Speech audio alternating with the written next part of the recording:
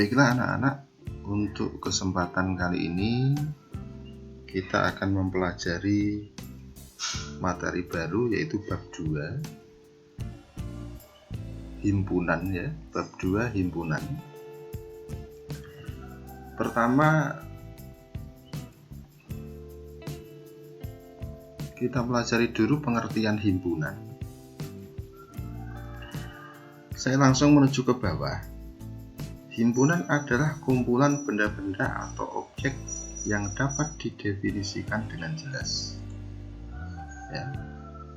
Ini saya garis pandai.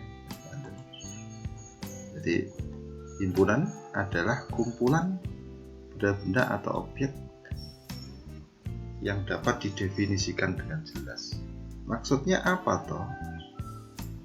Dapat didefinisikan dengan jelas itu di sini, bahwa dapat didefinisikan dengan jelas itu boleh juga kita ambil pengertian dapat didefinisikan jelas itu artinya dapat diterangkan dengan jelas, atau dapat didata anggotanya.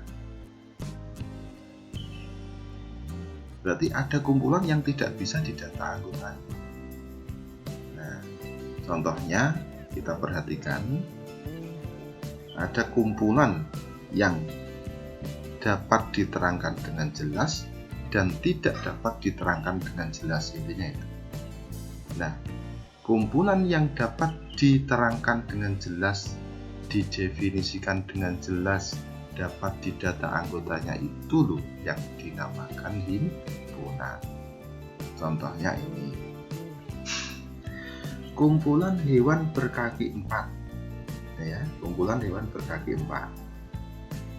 Apakah bisa didata anggotanya? Tentunya kalian tahu bahwa kumpulan hewan berkaki 4 itu ada anggotanya.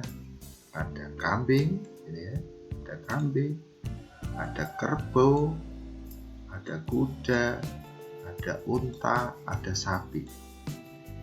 Sehingga kumpulan hewan berkaki 4 ini dikatakan himpunan. Contoh lagi, kelompok atau kumpulan bilangan ganjil kurang dari 10.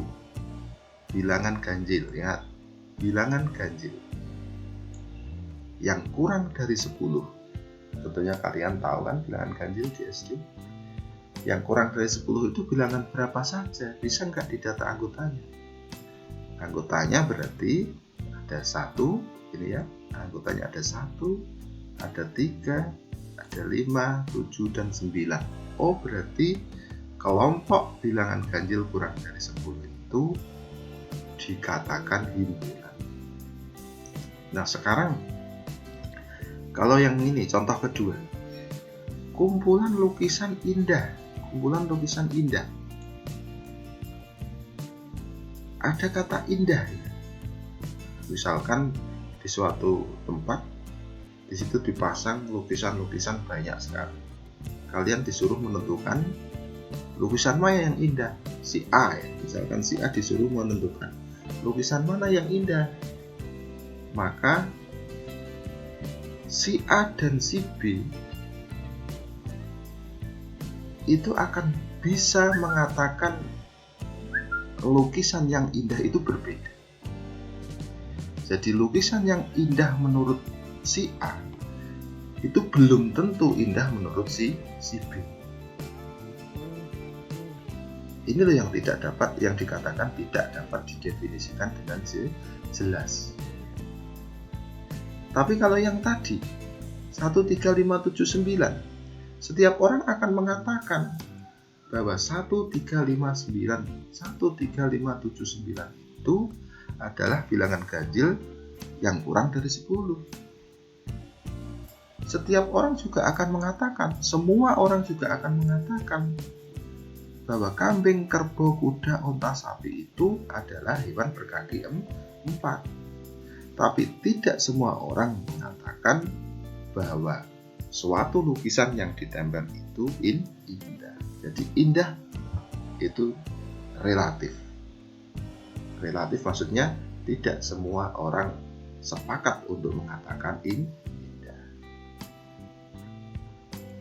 Kumpulan guru yang bijaksana. Bijaksana ini kumpulan guru yang bijaksana. Kalian mungkin absen 1 mengatakan Pak Bas bijaksana. Tapi bisa juga yang absen 10 mengatakan Pak Bas tidak bijaksana. Jadi tidak semua orang mengatakan Pak Bas ini bijaksana.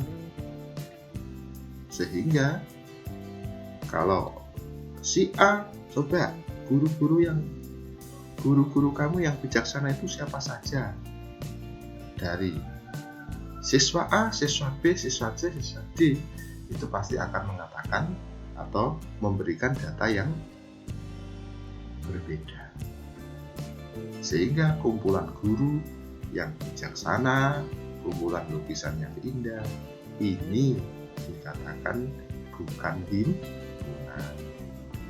Jadi di sini ada yang titik terangnya adalah titik kesimpulannya bahwa untuk mengatakan kumpulan itu himpunan atau tidak himpunan, kita lihat apakah kumpulan atau kelompok tersebut bisa didata anggotanya atau tidak. Itu ya. Sehingga saya pertegas lagi, himpunan itu adalah kumpulan benda-benda atau objek yang dapat didefinisikan dengan jelas. Yuk. Kemudian yang kedua, notasi atau anggota himpunan. Himpunan dinotasikan dengan huruf kapital. Contohnya ini ya. Contoh A adalah himpunan bilangan prima kurang dari 5. Jadi himpunan tersebut, nama dari himpunan tersebut itu bisa dituliskan dengan sebuah huruf tapi huruf kapital, bukan huruf besar ya, huruf kapital. B adalah himpunan huruf vokal dalam abjad. Nah, jadi himpunan itu dapat dinotasikan dalam bentuk huruf kapital. Jadi ini nama dari suatu himpunan. Himpunan apa? Himpunan A. A itu apa? A itu himpunan apa? Himpunan bilangan prima kurang dari 5. B itu himpunan apa? B-nya ini kapital, adalah himpunan huruf vokal dalam abjad. Nah, setelah dinotasikan dengan huruf kapital, bisa A, bisa B, bisa C sampai Z, berupa satu huruf ya. Kemudian himpunan tersebut apabila di data anggotanya bisa dituliskan dengan atau dibatasi dengan ini namanya ya kurung kurawal. Yang ini kurung kurawal buka, yang ini kurung kurawal tutup. Nah, contohnya ini. A, himpunan bilangan prima kurang dari 5. Ditulis seperti ini boleh. Ini berarti berupa kata-kata ini penulisannya. Tapi bisa juga ditulis seperti ini. A sama dengan kurung kurawal buka, kurung kurawal tutup. Himpunan bilangan prima kurang dari 5 itu berapa? Apa saja gitu ya. Himpunan bilangan prima kurang dari 5 itu apa saja? Ada 2, ada 3. Nah, itu bisa ditulis seperti ini. A sama dengan kurung kurawal buka 2, 3. Koma itu menunjukkan bukan ini 2,3 itu pecahan desimal bukan ya. Ini menunjukkan batas keanggotaan. Ini anggota, menunjukkan anggota. Untuk menunjukkan keanggotaannya. Anggotanya apa saja? Ada 2, ada 3. Gitu ya. Jadi penggunaan kurung kurawal ini untuk mendata anggotanya sebagai pengganti kata himpunan. Kurung kurawal itu sebagai pengganti kata himpunan. Jadi A adalah himpunan bilangan himpunan yang beranggotakan 2 dan 3. himpunan yang beranggotakan A adalah himpunan yang beranggotakan 2 dan 3. Nah, NA itu maksudnya apa? Ada N kecil dalam kurung A sama dengan 2, NA sama dengan 2 itu menunjukkan banyaknya anggota himpunan A. Banyaknya anggota himpunan A ada 2. Apa saja itu? 2 dan 3. Nah, ini kita perjelas di yang kedua ini ya. B adalah himpunan huruf vokal dalam abjad. Tentunya kalian tahu, huruf vokal dalam abjad itu adalah A, I, U, E, O. Nah, ini bisa kita tuliskan dalam bentuk seperti ini. B sama dengan kurung kurawal buka A, I, U, E, O. Nah, banyaknya anggota B itu berapa? Ada 5. 1, 2, 3, 4, 5. Nah, itu kita tuliskan dengan tulisan seperti ini. NB, N dalam kurung B itu banyaknya anggota himpunan B sama dengan 5. Gitu ya. Gimana? Nah, sekarang kita menuju ke sini. Anggota himpunan prima kurang dari 10 adalah 2, 3, 5, 7. Jadi A itu 2, 3, 5, 7 anggotanya. Maka ini ada tanda elemen. Ini ada tanda elemen. Maka 2 itu adalah anggotanya A. Bilangan 2 maksudnya. Itu anggotanya A. Ini boleh dibaca 2 elemen A. Artinya apa? 2 ini ada di dalamnya A. Nah, ini ada 2. Gitu ya. Bisa kita tuliskan 3 elemen A, 3 anggotanya A, 5 anggotanya A, 7 anggotanya A. Tetapi kalau 1 karena 1 itu tidak ada di dalam keanggotaan A, maka ditulis 1 bukan anggota A atau 1 bukan elemen A. Penulisannya yaitu dengan menggunakan seperti E, tapi tidak seperti ini ya. Kamu tulis seperti C terus dikasih jeret. Nah, gitu ya. 4 kita tulis 4 bukan elemen A. Kenapa 4 bukan elemen A? Karena 4 ini tidak ada di dalam keanggotaan A. Begitu juga dan seterusnya. Nah, jadi dalam slide ini kalian bisa memahami banyak hal. 1. Penulisan himpunan bisa dengan menggunakan huruf kapital, bisa menggunakan himpunannya bisa digantikan dengan kurung kurawal buka, kurung kurawal tutup. Banyaknya anggota himpunan ditulis N dalam kurung nama himpunannya. Kemudian ada simbol elemen, ini menunjukkan keanggotaan suatu himpunan. Sedangkan ini menunjukkan bukan anggotanya dari suatu himpunan. 4 elemen A, 9 elemen A, 4 bukan elemen A, 6 bukan elemen A, 8 bukan elemen A atau bukan anggotanya A. Gimana anak-anak? Nah, pelan-pelan ya dipelajari. Nah, selanjutnya himpunan itu dapat dinyatakan dengan 3 cara. Yang pertama dengan kata-kata, yang kedua dengan notasi pembentuk himpunan, yang ketiga dengan mendaftar anggotanya. Himpunan dinyatakan dengan kata-kata tadi. Ini yang pertama ini dinyatakan dengan kata-kata. A. Himpunan bilangan prima kurang dari 5. Ini dengan kata-kata. Sedangkan yang bawahnya ini dengan menyatakan keanggotaan. Ini ya. Yang kedua itu himpunan dinyatakan dengan mendaftar anggotanya.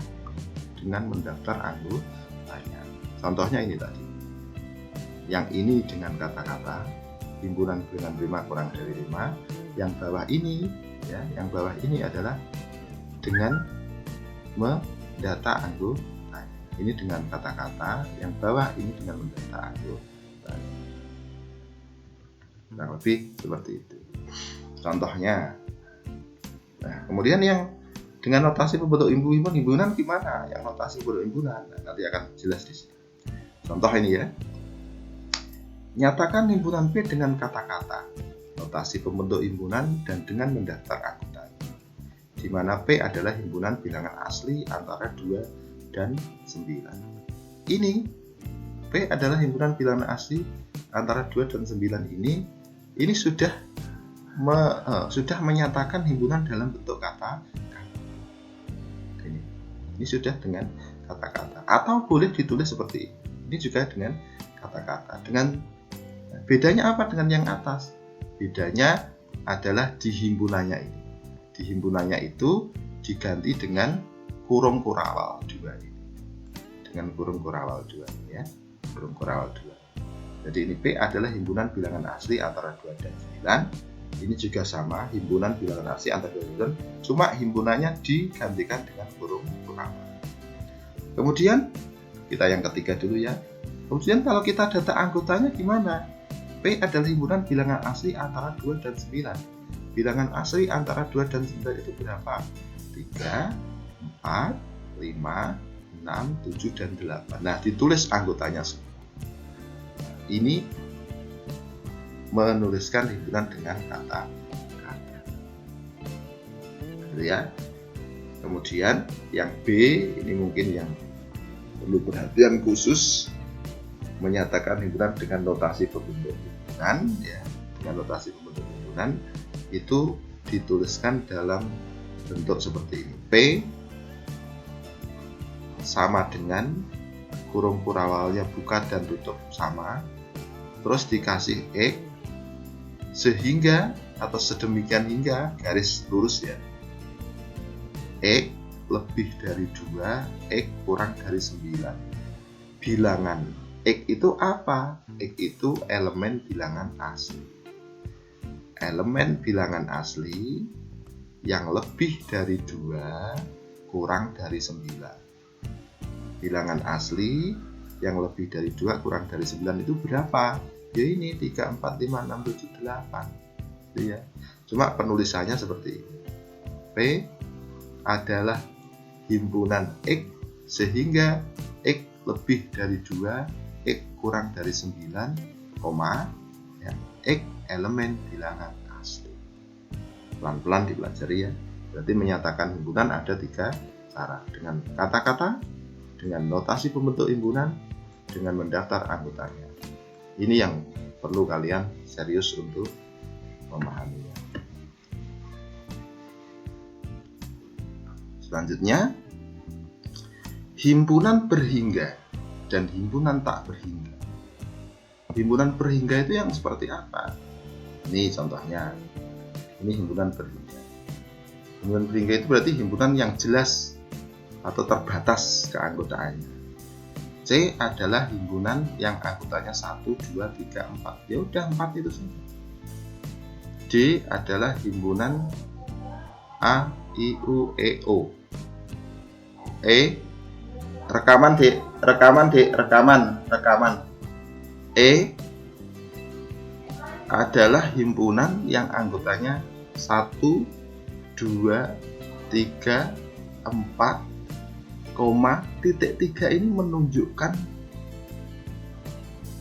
anggota menunjukkan keanggotaan lainnya yang tidak bisa dituliskan satu persatu. Artinya tidak terbatas, tak berhingga.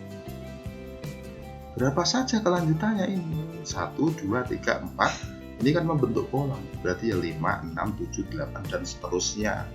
Ya, dan seterusnya tapi tidak dituliskan. Cukup diganti dengan koma titik 3. Begitu juga ini. 0, 1, 2 dan seterusnya. negatif 1, negatif 2, dan seterusnya.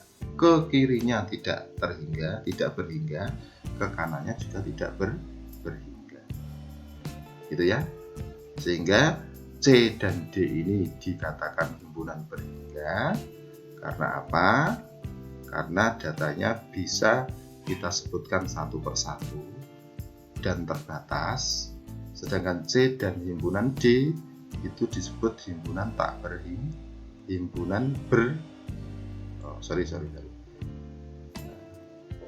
kemudian yang E dan F ini disebut himpunan tak berhingga, himpunan tak berhingga. Karena apa? Keanggotaannya tidak, kalau kita lanjutkan tidak akan selesai, tidak dibatasi. Kurang lebih seperti itu. Oke, yang kamu kerjakan di buku nanti ini, kemudian nanti diupload ke dalam Google Form.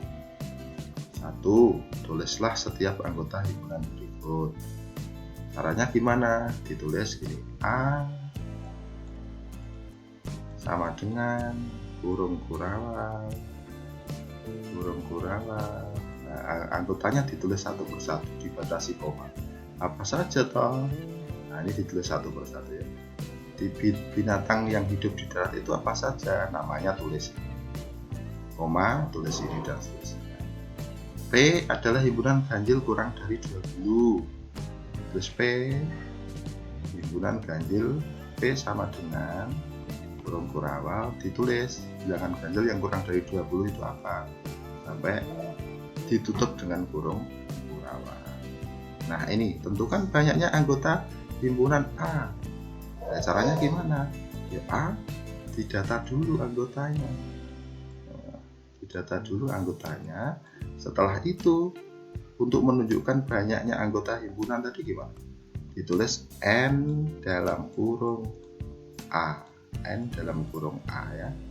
N dalam kurung A sama dengan anggotanya di sini dihitung ada berapa. Misalkan ada 5 ya ditulis 5 dan seterusnya. Gitu ya. Cara jawabnya seperti itu. Kurang lebih seperti itu anak-anak. Saya tunggu jawabanmu untuk diupload di Google Form. Terima kasih dan mohon maaf, sampai ketemu di pertemuan berikutnya.